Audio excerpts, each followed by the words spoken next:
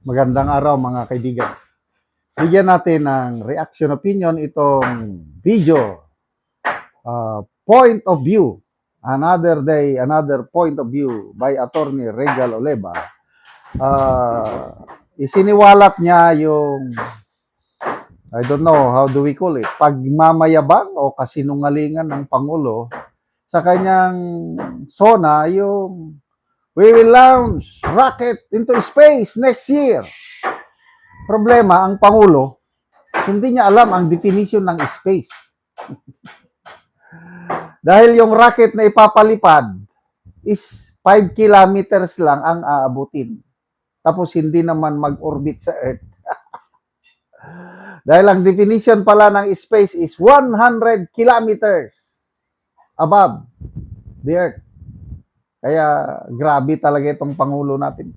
Salamat na lang at may mga ganitong nagpapaliwanag para mabuking natin ang kanilang pagmamayabang or kasinungalingan ba.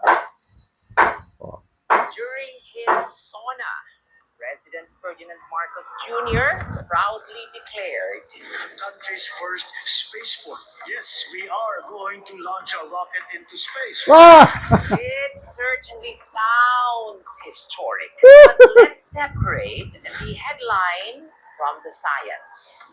The project scheduled for 2027 is not an orbital space mission. It is a sounding rocket, a small experimental rocket being developed with a South Korean aerospace company. It is expected to carry a Filipino payload of around 2 kilograms and reach at least 5 kilometers in altitude only. For perspective, outer space is generally recognized to begin at around 100 kilometers above sea level. So no, we are not yet launching satellites into orbit. This is an important research and technology demonstration. And to be fair, every space program starts with a first step. And I support that. I support the Philippine Space Agency. I support Filipino scientists and engineers. I support investing in science and innovation. But I also support priorities. Because before we reach for the stars, perhaps we should first fix what is happening here on Earth. Hindi pa nga natin naayos ang mass transportation. Yes. Wala pa ring operational subway. Hindi pa rin ganap ang bus rapid transit. Our airports continue to lag behind many of our ASEAN neighbors. Delayed flights have become routine instead of exceptional. Sa education, we continue to struggle in mathematics and science. Public hospitals remain overcrowded. Farmers continue to shoulder rising production costs. Fisherfolk continue to defend our own waters. These are not futuristic problems. These are today's problems. The world's leading space powers did not become successful simply because they launched rockets. They became successful because they built strong institutions, invested in education, developed infrastructure, and created an economy capable of sustaining innovation.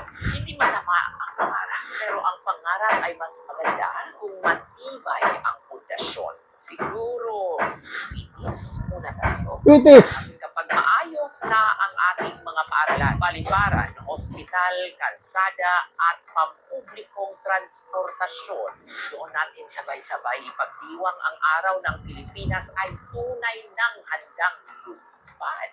Because the true measure of national progress is not how high our rockets fly, but how far our people have risen. Another day, another eagle. Agree ba kayo sa point of view ni Attorney Regal Oleva? Ako, agree ako. We support Philippine Space Agency. Kasi na-create yan panahon ni Tatay Digong. We support our scientists. Kailan dapat mag-prioritize tayo. Ano ba naman tong pinagmamayabang na, yes, we will go into space, Mr. President. May nakapag-advise ba sa iyo kung anong meaning ng space? 5 kilometers lang ang liliparin ng 10 feet tall na rocket tapos babalik na dito. Experiment lang eh. Do you call that space rocket program? Hindi nga. Kaya ito na naman, pabida, papogi, effect lang yang space rocket program na ilalaunch. Tapos, ang kabuuang budget daw is 17 billion. Unahin nyo muna ang subway. Para naman ang taong bayan, pagpunta sa Metro Manila, makatilaw kung sa Bisaya, masubukan na nilang dumaan sa subway. Again, una kong nakaranas niyan noong 2005, 2006, nag-aral ako sa Washington, D.C., USA, National Defense University. 9 months akong nag-aral doon. Doon ako unang nakasubo. Mabilis magbiyahe, subway, sa ilalim ng lupa, ilalim ng Potomac River, dumadaan yung train mula sa aming apartment papunta sa aming paaralan. So, yung mga ganyan ba, mass transport, unahin muna natin yun. Then, palakasin muna ang ekonomiya. Kasi kung mahinang ekonomiya natin, tapos mag-space rocket program ka, anong mangyayari doon? Babagsak. Yung mga space power ngayon ng mga countries, bakit sila nakaka-successful sa space program nila? Dahil malakas ang pundasyon nila, ang kanilang ekonomiya. Kumusta ang ating ekonomiya?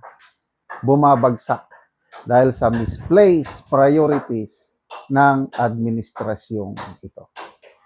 Salamat mga kaibigan sa inyong pagsubaybay sa channel na ito. Nakakatulong kayo ng malaki sa tribong Talandig ng Bukidnon dahil ang sweldo natin sa channel na ito is pantulong sa tribo. Namimigay tayo ng libreng yero at pako, para makapagpatayo naman sila ng mas maayos na tirahan. Panoorin nyo ang video na ito. Ang natagaan na mo og yero, so mag-atop na ni siya karon.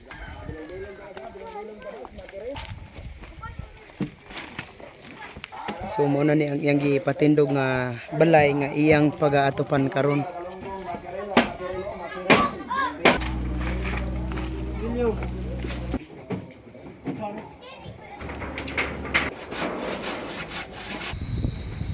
Ayo. Jangan kapila ba?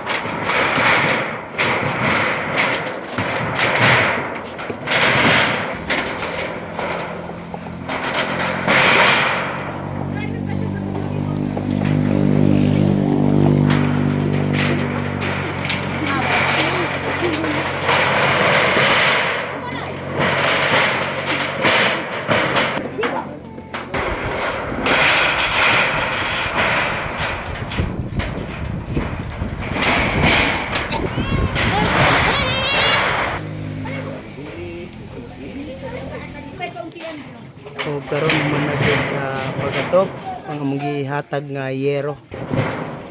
Salamat kayo sa Ginoo, agiog.